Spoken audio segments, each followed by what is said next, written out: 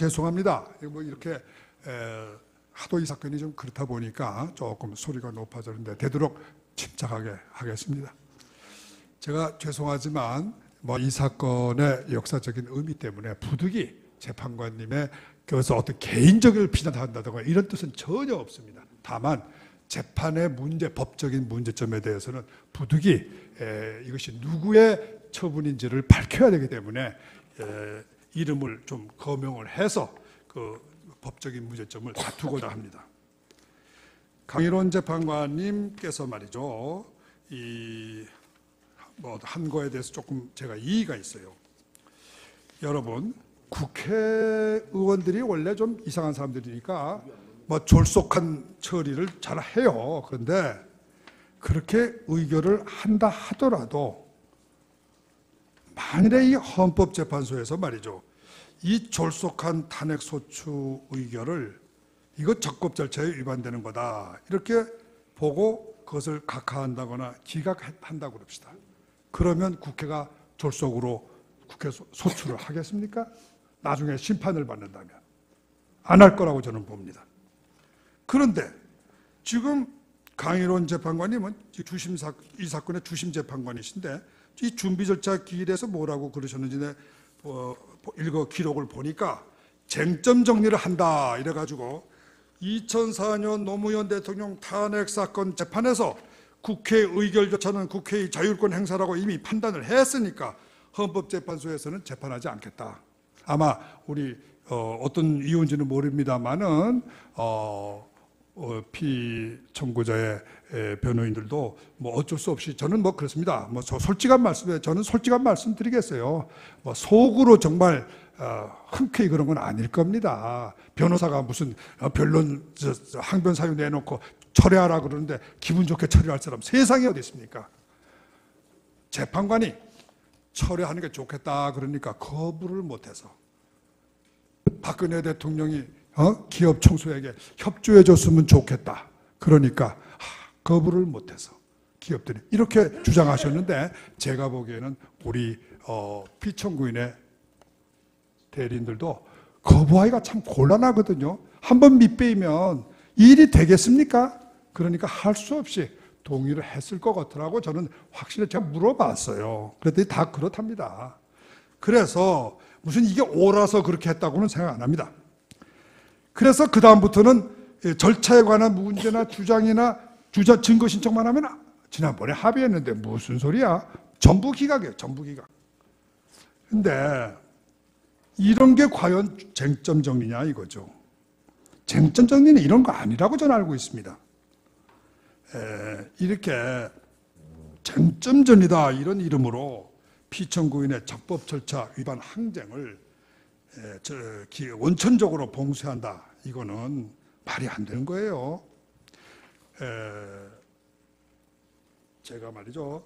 그래서 왜 말이 안 되느냐를 제가 법리적으로 설명을 하겠습니다. 우선 탄핵 심판 사건은 우리나라의 경우에요. 그렇게 전례가 2004년도 바로 말씀하신 그 2004년도 노무현 대통령 탄핵 사건 이거 한 건밖에 없어요. 그래서 한 사건의 결정 났다고 해서 이것을 갖다 마치 누적된 오랫동안 쌓여온 어떤 사건의 직접 위에서 반복적으로 나올 때 인정되는 판례라는 그러한 지위를 부여할 수 없습니다. 두 번째는 노무현 사건은 잘 보시면은 이 적법 절차 위반은 그 사건에서는 주요한 쟁점이 아니었습니다. 그래서 이 부분에 대한 결정 이유라는 건 무슨 이러이러한 판례가 있고 이러이러한 선례가 있고 이러한 학설이 있고 쫙 밝혀서 안 되겠다 이렇게 한 게 아니고 단문단답형으로 아니다라고 판단한 거예요. 이렇기 때문에 원래 구속력이라고 하는 건요, 주요한 쟁점으로 다뤄졌을 때만 어떤 구속력을 발휘할 수 있는 겁니다. 이것은 소송법 다 읽어보시면 다 알아요. 또 기본적으로 우리나라는 판례국가 아닙니다. 판례법 국가 아니에요. 성문법 국가예요. 그렇기 때문에 판례는 원칙적으로 법의 소스라고 볼 수가 없습니다. 또 사건에 아무리 선례가 있더라도 사건의 그 내용이 동일성이 없으면 구속력은 없는 겁니다. 근데 노무현 대통령 탄핵 사건, 이 사건 탄핵 사건하고는 배경, 원인, 과정, 적용 복구, 사실관계 모두 완전히 판이합니다. 이렇게 볼 때 이거 노무현 대통령 탄핵 사건이 결정이 있으니까 이 사건에서도 박근혜 대통령은 대리인을 통해서 어떠한 적법 절차의 위반에 대한 주장도 할 수 없다, 입증도 할 수 없다. 이건 말이 안 되는 거죠. 이거는 정말 강일원 재판관님이 어떤 근거에서 이런 말씀을 하신 건지 그 법적인 근거를 반드시 대셔야 된다고 저는 믿습니다.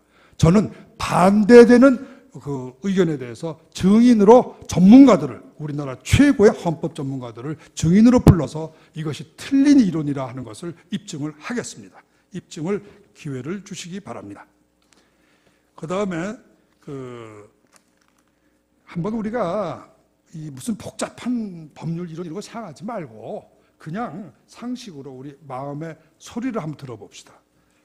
만일에 국회의 탄핵 소추 의결이 헌법이나 법률에 적법 절차에 안 맞는다 이런 걸 헌법 전문 사법기관이 유일한 게 헌법재판소입니다. 우리나라에서. 그리고 탄핵 사건은 딴 법원에서 관리를 못해요. 헌법재판소만 전속 관할이 있다고 헌법에 박혀 있어요. 그러면 이 기관에서 이런 문제를 안 다투어 주면은 심리를 안 해주면 대체 누가 심리합니까? 대법원에서 이거 심리해요? 관할권이 없는데? 그러면 국민이 어떻게 결정할까요? 그러면 만일에 국민이 결정하도록 맡겨보세요. 촛불 집회, 태극기 집회 정면 충돌해서 우리 서울의 아스팔트 길, 우리나라의 길들은 전부 피와 눈물로 다 덮여버려요. 헌법재판소가 판결을 안 해주기 때문에 국민들이 나가서 서로 맞붙어서 싸워야 된다니 이게 무슨, 그러면 뭐 하려고 헌법재판소에 있는 겁니까?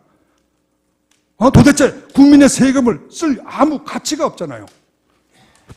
저는 이런 간단한 사리 때문에 반대합니다.